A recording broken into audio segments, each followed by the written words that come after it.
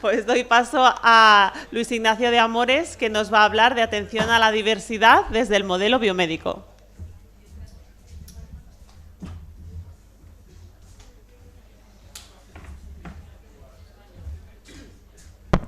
Hola, ¿se me escucha? Sí, ¿no? Me presento, yo soy Luis de Amores, no sé si alguno me conoce o no. Yo soy analista de conducta y orientador educativo, y aunque no lo parezca, soy de Sevilla. Muchos me dicen que si soy extranjero, pero no, soy de Sevilla. Hoy voy a hablar de atención a la diversidad desde el modelo biomédico, y no es en sentido irónico. Voy a hablar de la atención a la diversidad desde el modelo biomédico. Y ahora intentaré que eso se entienda. Pero bueno, en primer lugar, lo que sí me gustaría dar las gracias a Libertia por el evento que ha generado, y sobre todo y en particular a Irene en lo personal, pero sobre todo en lo profesional, por la gran contribución que está haciendo en que el análisis de conducta aplicado llegue a la gente. Y con gente me refiero profesionales, familias, usuarios, personas en general. Esa era la parte de gracias. Y voy a empezar con una pequeña encuesta, ¿vale? Y las personas que estén de acuerdo no tienen que hacer nada, simplemente se quedan como están. Pero las que estén en desacuerdo, por favor, levanten la mano. Leo la frase: el DSM y otras propuestas psicodiagnósticas similares son de escasa o nula utilidad para la psicología. Rara vez ayudan a intervenir. Depende con qué mano des. Vale, bien, mayoritariamente de acuerdo, ¿no? Bien. Bueno, lo primero que quiero decir es que no toda la psicología es clínica, ¿vale? Y creo que aquí hay un poco de sesgo, porque muchas veces pensamos que en el contexto terapéutico de usuarios adultos, en el sentido de que ellos se pueden permitir, o los terapeutas se pueden permitir prescindir de cierta macrocontingencia, ¿no? En este caso puede ser el uso de los manuales psicodiagnósticos. Pero no todos los usuarios están en ese contexto. Para algunas personas puede ser muy importante cómo el DSM y otros textos legales se atraviesan su vida.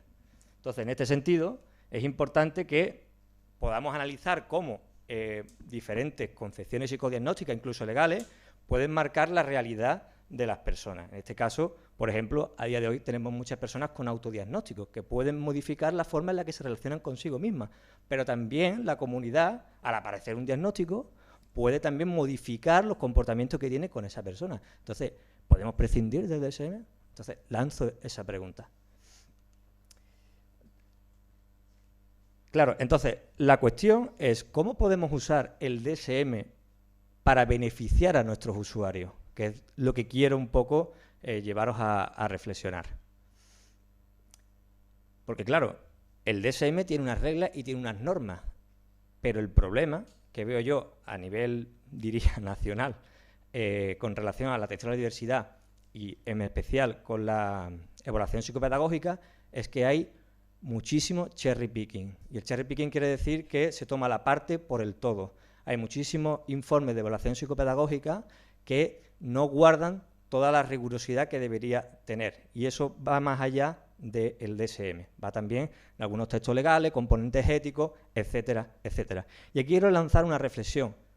Y es, ¿cuáles son las consecuencias de que en educación hagamos mal nuestro trabajo? ¿Quién las sufre? Claro, al final se genera una situación de despotismo educativo. Todo por los niños, pero sin los niños. Entonces, eso es una situación que es muy grave y que a mí me ha dado mucho a pensar y que se relaciona un poco con lo que ha dicho Miriam antes, de que tenemos que estar un poco moldeándonos, ¿no?, en esa práctica diaria para buscar soluciones, pero que también guarda relación con lo que ha dicho Javier. Lo que pasa es que yo soy un poco más pesimista, por así decirlo, y no espero que llegue ese punto en el que los analistas de conducta podamos intervenir como un todo, que es lo que decía Javier, sino que intento adaptarme a las condiciones materiales que tengo para sacar el mayor provecho posible para buscar lo que es la atención a la diversidad, que ahora veremos lo que es.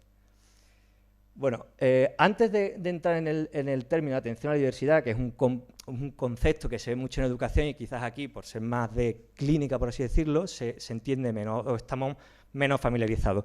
Pero está muy ligado también a lo que sería algunos artículos del Código Deontológico y también, para mí, tiene mucha importancia este artículo de la Ley del Menor. ¿De acuerdo? Porque era lo que decía antes. Muy pocas personas se plantean cuál es el interés superior del menor cuando se van a hacer determinados informes, determinadas intervenciones. Y creo que este artículo sí está dentro, de manera implícita, del concepto de atención a la diversidad. Lo que pasa es que muchas veces no se respeta. Entonces, la atención a la diversidad, por ir muy rápido, porque esto es un concepto súper largo, es muy simple de entender. Es un tándem. Tengo una necesidad educativa y tengo que dar unas respuestas educativas, no hay más. Entonces, de este esquema se deduce que, dada una necesidad, hay una respuesta educativa. Por ejemplo, tengo un peque que le está costando adquirir la lectura. Pues vamos a llevar a cabo un programa de aumento de la precisión y la fluidez en la lectura, ¿sí? Pero el planteamiento que se deduce a día de hoy es, hay una necesidad, hay que evaluar y etiquetar. ¿De acuerdo? Este sería un poco el modus operandi que tenemos en educación. Pero claro, esto respeta lo que hemos visto antes, esto respeta los componentes éticos de nuestra profesión, respeta la ley del menor, el interés superior del menor, y lo que es más importante, como ahora veremos, cuando llegan esas etiquetas, se respeta el concepto de atención a la diversidad. ¿Cuántos informes no aparecen como una delimitación del problema que tiene sin ningún tipo de orientación? ¿Qué atención a la diversidad estamos haciendo?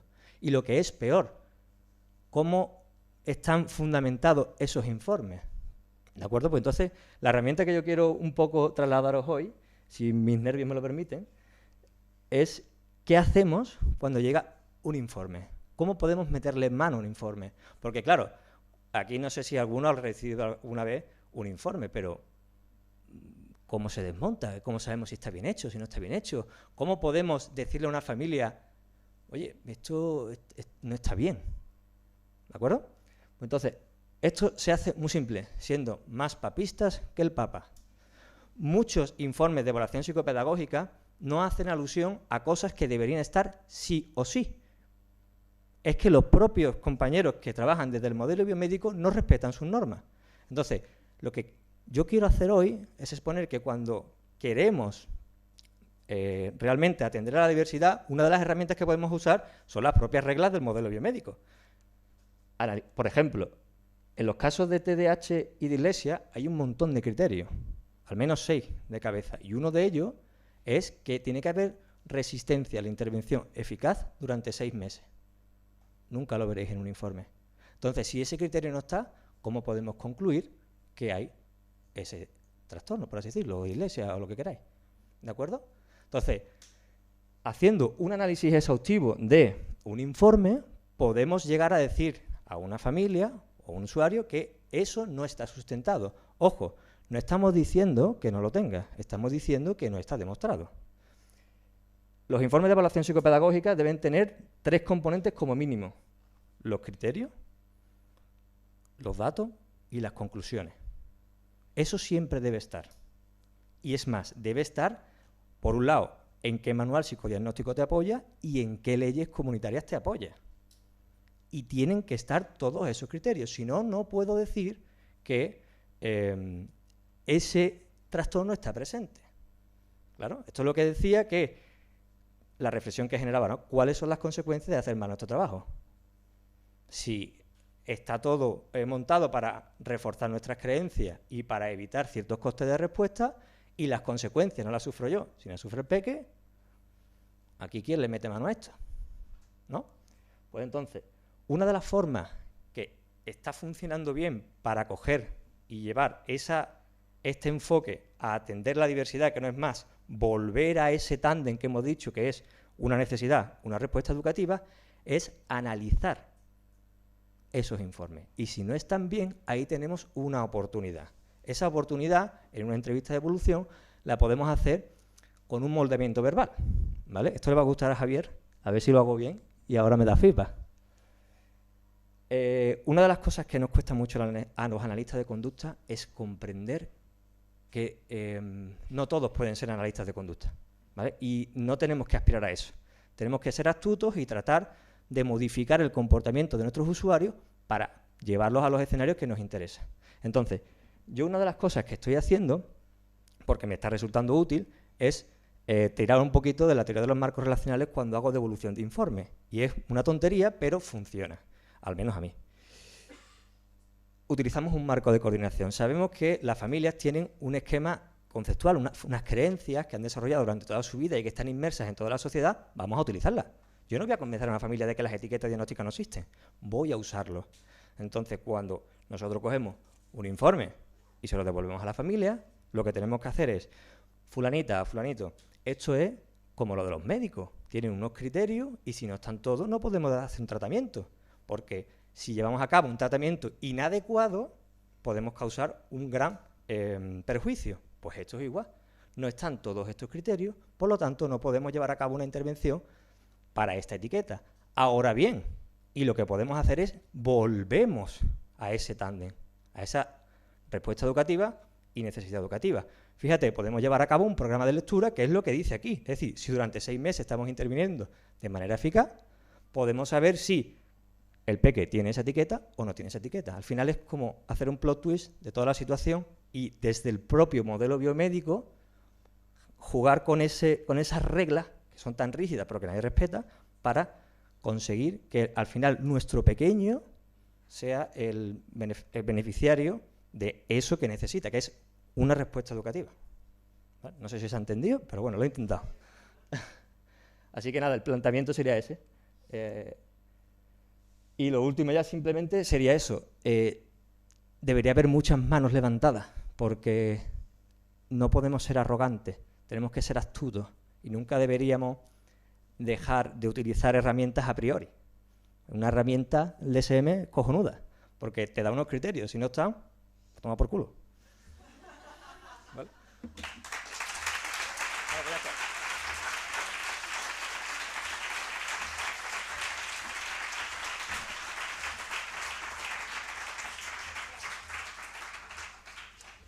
Muchas gracias, Luis.